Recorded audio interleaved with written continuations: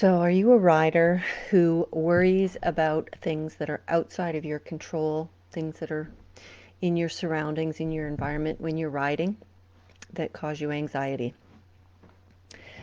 If so, this is the video for you because I'm going to give you some strategies on how to manage your fear around not being able to control everything in your environment.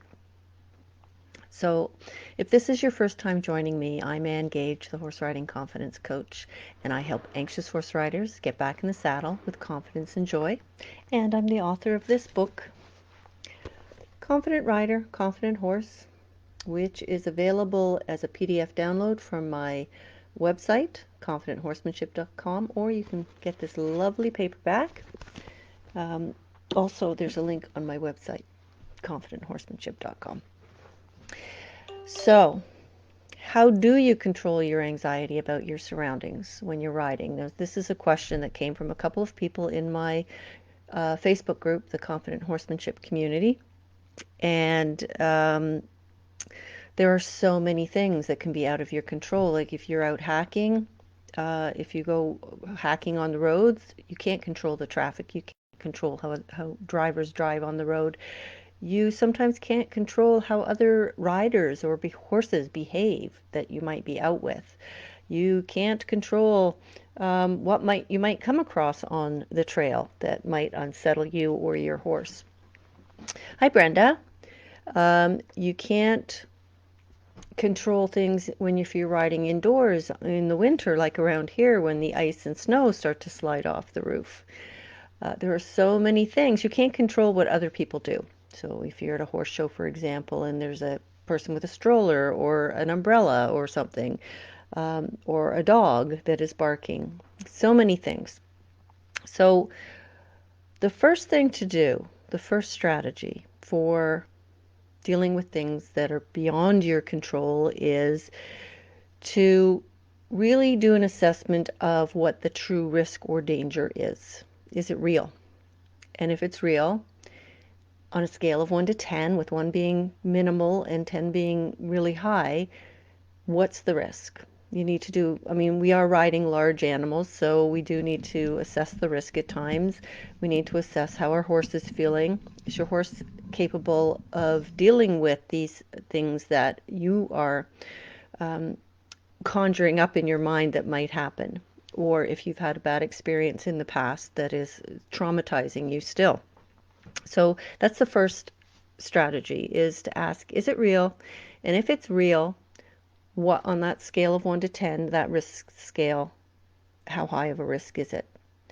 If it's an extreme risk, then you might choose not to do that particular activity at all or that day, or perhaps you need to get some additional training or help with your horse's training. And so at least you can break it down. This is more solution focused rather than just looking at potential problems, looking for a solution. Okay, so that's your first strategy. Your second strategy is to ask yourself, what stories are you telling yourself? How real is this thing that you're imagining? Say, for example, riding on the road. How real is the possibility that traffic could be a problem? Is it how much traffic is on the road? Is there another option to go so you don't have to go on that road? Are there different times of day where the traffic might be lighter? Can you do things like wearing high visibility gear to make sure drivers see you from a distance? Do you need to do some work with your horse so that they're not worried about traffic coming towards them? If you're riding with a group, can you place yourself somewhere in the group so that you are protected and you and your horse feel more secure from traffic? So again, it's solution oriented we're looking at here. So what stories are you telling yourself? How true are they? How real are they? And if they're just imagined stories, because we're very imaginative and great at coming up with these things, can you change the story? Can you create a different picture? Our brains work really well with pictures, whether you see a vivid picture or whether you hear sounds, whether it's self-talk. Change that feeling or what you're seeing in your mind's eye, so that if it's a scary picture, you're making it smaller. You're making it in black and white. If there's noises, you're making them quieter or silent. You can scare up a scary image or mind movie. You can play it backwards. All these things break it up in your mind so that it doesn't terrify you. And these are steps that I take my coaching clients through to help them when they're struggling with these types of issues to be able to stop scaring themselves. So, strategy number one is to ask, why are you anxious, and is it a real danger, real threat? And on that scale of 1 to 10, where is it? Is it true? Point number two, or strategy number two, is to figure out what stories you're telling yourself and go back to that strategy number one. Strategy number three is to figure out what you can control. Again, this comes back to your own training, to your horse's training. So when you're going into different environments, into different surroundings, you know whether or not you're going to come across particular things. So if you're riding on the road, you're likely going to come across cars, maybe motorcycles, maybe big trucks or lorries, or vans. So what can you do to prepare yourself and your horse to be comfortable with those things should you come across them? And the alternative is that, can you go out at different times of the day when traffic is lighter? Can you go out with another rider and horse who is comfortable and confident in those situations that will help you? Strategy number four is, what can you work on? What can you work on to improve your riding skill, to improve your comfort level, to improve your horse's training? What things can you do at home where you both feel comfortable, or in an area where you both feel comfortable? Can you set up so that you can practice doing different things? So for example, I don't want to be dealing with a situation when I'm stressed, because when I'm stressed or my horse is stressed, I can't think clearly and my horse can't think clearly. Then we're both coming from a place of reactivity, from instinct rather than thinking and processing. So here's an example. Yesterday I was out doing a consult with a horse who's got some behavior issues. He seems like a really sweet horse, and then out of the blue he gets rather aggressive.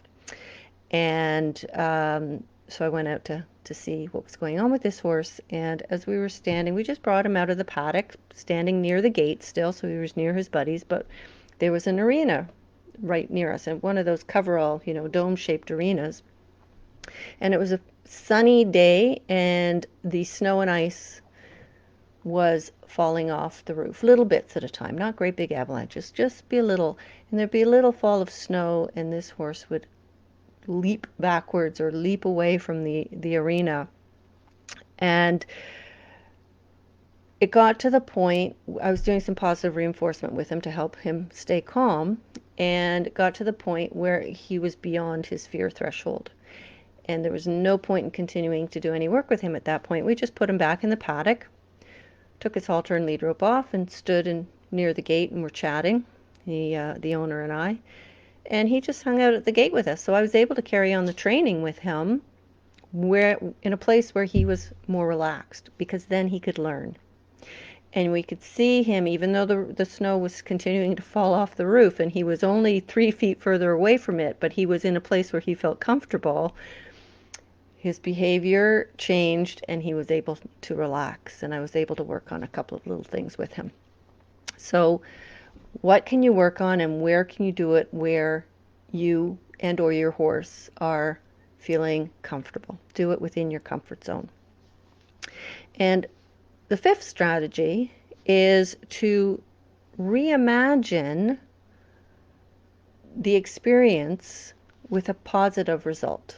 because, as I said, our brains are really good. We're really good at making up stories and creating pictures and movies in our mind. And we have a negativity bias. So we tend to predict a negative outcome. You, again, do this when you're feeling very calm. There's a couple of videos I've done over the past 2 or 3 weeks where we've worked on this type of thing, where when you're calm, you use your imagination to create the outcome you want to have, where you have to really bring up the positive emotion you want to be experiencing, that calmness, that confidence, that maybe excitement about being out on the ride. Because excitement and fear, physical symptoms are very similar. It's what's going on in our mind that changes it. So look for or practice those reimagining in your mind and make those pictures, those positive pictures, very bright, very vibrant, big. Bring in what you would see, what you would hear, what you would smell even in that experience. And when you practice that when you're already feeling calm, then your brain starts to believe that that's your true experience, because your brain doesn't know the difference between what's imagined and what's real. So those are the 5 strategies for you. Strategy 1, ask, is it real? And what's the risk level of the potential threat or danger? What stories are you telling yourself? Change them up. What can you control? What can you work on? And reimagine, when you're feeling calm, positive outcomes. So those are my 5 strategies to help you facing your fear when you can't control your surroundings. So I hope you found that helpful. I look forward to being able to help you with your horse riding confidence. If you want more information about how I can help you, then you can send me a private message or an email, ann@confidenthorsemanship.com, and I'm happy to have a chat with you to see if I can help you. Bye for now.